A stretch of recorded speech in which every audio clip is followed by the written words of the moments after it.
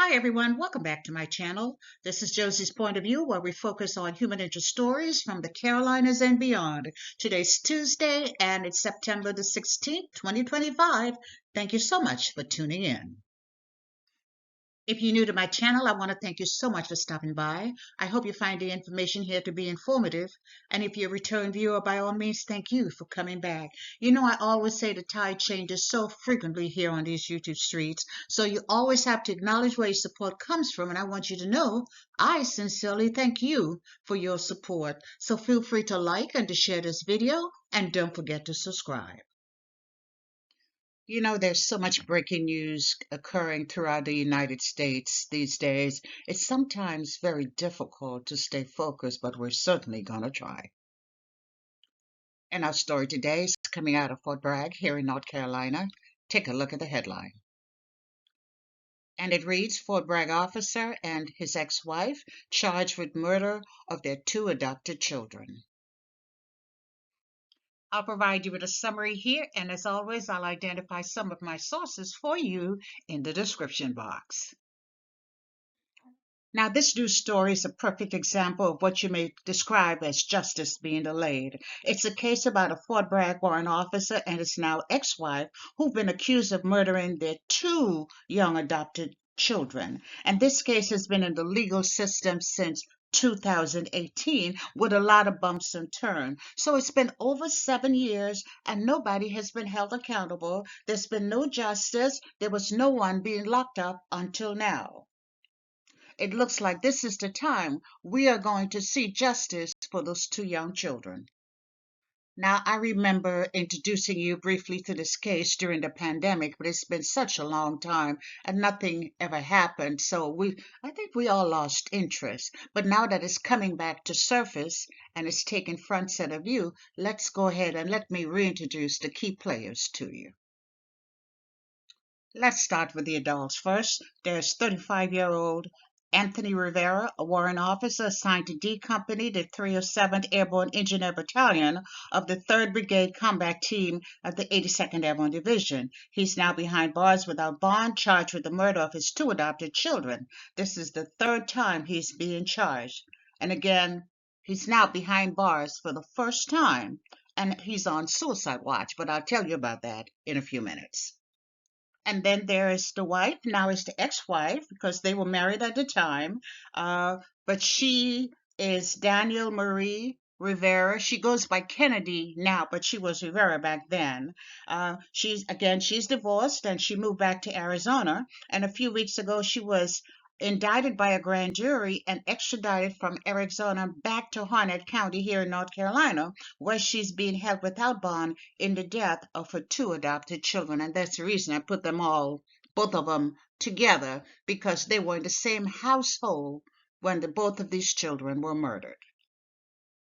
And then you have these two beautiful toddlers, these two children who were the victims, and I tried to disguise their faces a little bit so as not to get into trouble with YouTube, but they are both deceased.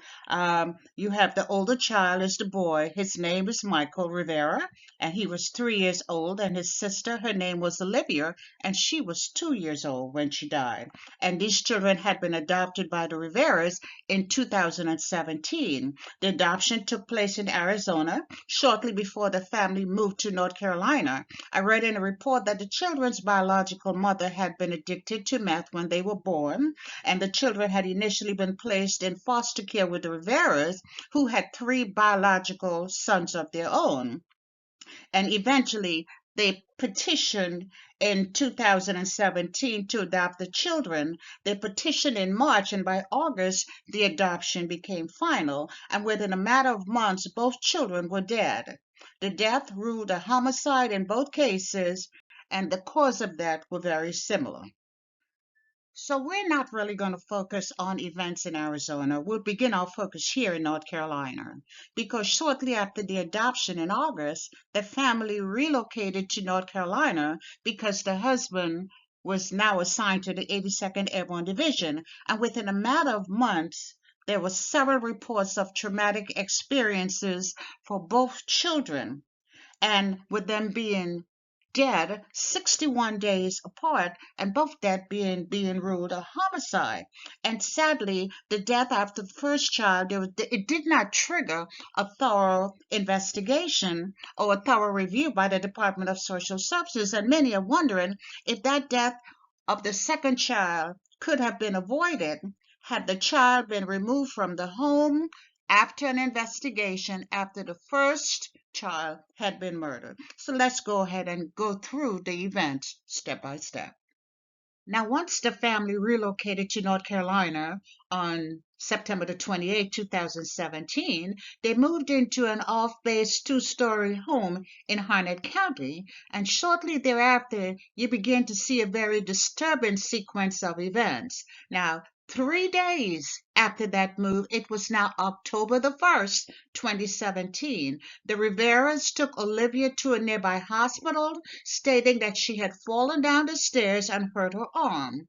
The doctors found bruises on her eyelids, her nose, her back, and she also had a fracture of her right arm. But keep in mind, this was October the 1st. This was day number 3 of the new move. Next, it was Michael's turn, and it was now 30 days later. The date was October the 31st, 2017. The Riveras took Michael to a pediatrician after he complained of back pain that prevented him from bending over due to, they said, he had fallen down the stairs. Now, he was referred to an orthopedic specialist who found that the child had a tender lump on his spine and recommended an MRI. Now, that MRI was scheduled to be completed on November the 21st, and unfortunately, Michael did not live long enough to have that procedure. That's because he died on November the 18th.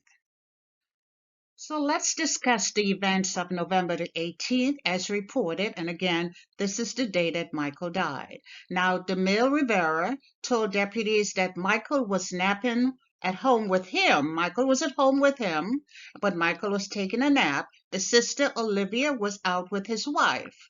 He said that Michael woke up pale and with a strange gaze and moaning. Rivera said he waited until his wife returned before taking the boy to Cape Fear Medical Center, which is approximately 35 miles away. Now, makes you wonder why he didn't call the ambulance or why he did not take that child to a hospital close by there in Harnett County. Take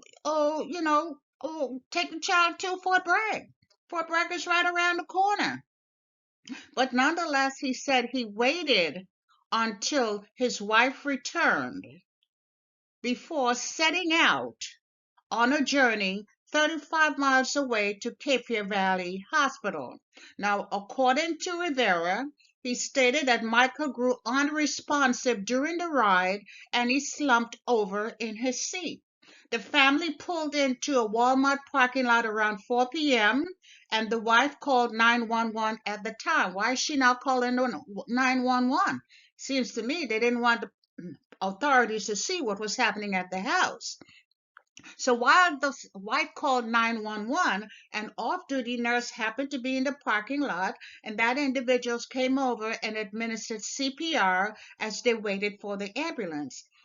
Now, when the ambulance arrived, paramedics found the child to be cold and blue and unresponsive. They went ahead and they transported him to Cape Fear Valley Hospital, and within a matter of minutes, he was pronounced deceased. He was pronounced deceased at 4:41 p.m. An autopsy was performed 2 days later, and the coroner found several cuts and bruises on Michael's face, his arms, and his legs. He also had a severed spinal cord, as well as a torn aorta, which is the torn muscles in his heart, and internal bleeding. The child death was ruled a homicide. It appears that Michael got a serious beating that resulted in a lot of internal bleeding as well as a torn heart muscle. It's not easy for you to get a torn heart muscle. Makes you wonder whether he had been struck multiple times in the chest. And you know what? The Harnett County Department of Social Services did not even bother to investigate the death of this child, and there was no evidence that anyone bothered to check on the family. There was no investigation started, and that's really shameful. You have a 4-year-old child whose death was ruled a homicide, and DSS never bothered to open an investigation. And guess what? The younger child stayed in the home. Olivia stayed in the home. And I don't understand what type of special privileges this family was given. I don't understand the treatment because DSS did nothing and the action of the police is also questionable. Now, the reason given as to why DSS did not get involved is because there had not been any interaction or any problems caused by this family in the past 12 months. But how the hell was that supposed to happen? The family just moved there in September. This is November. Simply unbelievable. And 57 days later, there would be another major incident at the Rivera's home, an incident so serious that it resulted in the death of that second sibling. And once again, the person reporting to investigators on the case of Olivia was her adopted father, Anthony Rivera. Rivera told authorities that he put Olivia to bed in her crib around 7:30 p.m. He said an hour later he returned to find her face down and unresponsive. An ambulance took her to Cape Fear Valley Medical Center where she died. Now, she actually died a few days later. She entered a hospital and it appears she remained there for a few days and then she actually passed away. And at the time of her death, it was exactly 61 days after the death of her older brother, Michael. The medical examiner's report from the autopsy revealed that Olivia had scrapes and bruises on her face, her neck, her shoulders, and her limbs. She also had a tear in her spine. She had a hip fracture as well as internal bleeding. So how in the world did this baby achieve all those injuries when the father said he had put her to bed an hour before, then came back and checked on her and she was unresponsive? It doesn't make sense. Nonetheless, the medical examiner's office ruled that Olivia's death was a homicide with blunt force trauma injuries. So let me sum it up. You have this new family moving into a neighborhood in Cameron, North Carolina, outside of Fort Bragg, and within a matter of months, they have 2 dead children, and both deaths ruled as homicide. It was time for somebody to be held accountable, but no one was arrested. They were free to continue with their daily lives. I wonder if the neighbors even knew what was taking place in that Rivera household. But now there was an investigator assigned to the matter, and apparently he had been there with the previous case, just didn't do much about it. So there was an investigator, and finally, DSS, they finally got involved. The district attorney's office also got involved, and they began communicating with the Army authorities on Fort Bragg as they worked towards finalizing charges against Anthony Rivera. So, but somewhere along their investigation, the DA's office changed their mind about prosecuting the case. Yes, charges were dropped. Charges were dropped without any explanation. Now, I should mention that around this same time, there was another investigation related to Anthony Rivera, and it had to do with accusations of sexual assault, RAPE, and the victim in this case was not his wife. Remember, he was married. We really don't know much about that case, except the fact that he was also facing these charges. In addition, and these charges appear to have happened on the base. Something, whatever happened, took place on Fort Bragg. And now you begin to understand why the district attorney's office stepped back. And that's because Fort Bragg authorities determined that Anthony Rivera would face a general court martial, not only for the death of his 2 adopted children, the murder of his 2 adopted children, but for also that second case involving a sexual assault for someone other than his spouse. And this is the point at which the public first became aware of what was really going on with Anthony Rivera and his children and the court cases and so forth. It was in September 2021, right around the time for the Spartan Games. And here's Anthony Rivera in this picture. He's wearing his completion, his medal that he had completed the Spartan race. And that's when this notice came out in the Army Times, and it said Fort Bragg warrant officer charged with murder after two toddler dies. And I was just beginning my journey as a content creator. And you see, 3 years ago, I also did a video discussing this case. Fort Bragg soldier charged with the murder of his two toddlers. And you can see it was done 3 years ago. And I began following this case very closely. And this is from the trial docket, the information that was posted at that time. His trial was scheduled for February the 2nd, 2022. As you can see, U.S. versus Warrant Officer 1 Rivera Anthony S. And as you see, it says Fort Bragg. And when you look at the charges, it was Article 118 times 2 and 134. 118 times 2 is murder, and 184 is it's not sexual assault, it was adultery. But guess what? That court martial never happened. February came and went without any action, no trial, and regretfully, the charges were eventually dropped in the fall of 2023. At that time, it was determined that two prosecutors had conflict of interest, no explanation provided.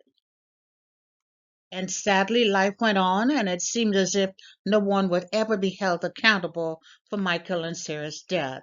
Now, Anthony Rivera, he continued on with his military career. I'm sure there was a cloud of suspicion around him because I'm sure people knew. It's a small town, and plus he was facing a court martial once. Now, Anthony and Danielle, they're divorced. He moved to Fayetteville. He remarried. Danielle, she returned to Arizona. But even though no one was really speaking about the deaths of Michael and Sarah, they were definitely not forgotten by many in our community. And fast track to May 2025, May of this year. Just out of the blue, there's a report coming out of Harnett County District Attorney's Office. Apparently, a grand jury heard the case and an indictment was reached. Finally, it seemed as if someone was going to be held accountable for those two children's murder. And exactly 2 days after the grand jury's decision, Anthony Rivera was arrested by the sheriff's office, representatives from the sheriff's office in Harnett County. That happened on May the 21st. He was arrested and charged with 2 counts of murder, 2 counts of negligent child abuse causing serious bodily injury, and 2 counts of intentional child abuse causing serious bodily injury. And when he appeared before the judge, this is a civilian judge because this is off base, he requested a court-appointed attorney because he said he didn't have any money to pay for an attorney of his own, and that was granted, and the judge denied him bond. And he was not the only one. They went after his now ex-wife, Danielle, as well. Okay? Now, they were now divorced, and she was living in Arizona. Well, that didn't make a difference. She was arrested on May the 23rd and charged with a fugitive warrant out of Harnett County here in North Carolina. The same charges, the same murder charges and child abuse charges as her husband. And in late June, she was extradited back to North Carolina to face charges, and her bond was also denied. And it's hard to believe, but it's over 7.5 years since this Army officer and his wife has been walking around free, Finally, it took 7.5 years to get them behind bars. Now, since his arrest, we learned that Rivera has been on suicide watch. On June the 1st, his attorney filed a motion seeking his release until his trial. She claimed that Harnett County Jail's officials have violated his constitutional rights against cruel punishment by holding him under inhumane circumstances. She said that since his arrest, he's in an open front lobby cell with a roommate, naked except for a blanket to cover himself. Maybe this is how people on suicide watch are treated. I'm sure it is. The lawyer also claimed that Harnett County has denied him access to medical services and as well as communicating with his current wife. Well, let me say that he's been free and he's been having communications and everything else for 7.5 years. It's time to sit his butt behind bars, shut the hell up, and wait for his trial. Well, to say I'm happy is an understatement. I am elated what the events that are taking place right now. So this is definitely one of the perfect examples that justice delayed may not necessarily be justice denied, because you really don't always know what's going on behind the scene. I am looking forward to attending this trial. I don't know the dates as yet, but it's probably many months away, and I hope they both try together, because I plan to be one of the people sitting in that courtroom in Harnett County and being an advocate for those two deceased children. I saw some information in an article regarding the children's birth parents. I'll save that for another day. But just in case a member of that family should see this video, I want you to know that you do have support, more support than you realize, right here in North Carolina. I hope Anthony and Danielle spend the rest of their natural lives behind bars. That's my hope. But I'll try to stay on top of this case, and I'll bring you updates whenever they become available. And that's all I have for you right now. Feel free to leave me a comment below and let me know what you think about this video. And by all means, feel free to like it and to share it. And if you haven't done so already, I want to invite you to subscribe to my channel by clicking on that red subscribe button. It's on the bottom right-hand corner of your screen. And if you click on the bell that looks just like this one, that's the notification bell. If you click on that notification bell, you'll be the first to know whenever a new video is uploaded. I thank you for watching, and I'll talk to you soon. Bye.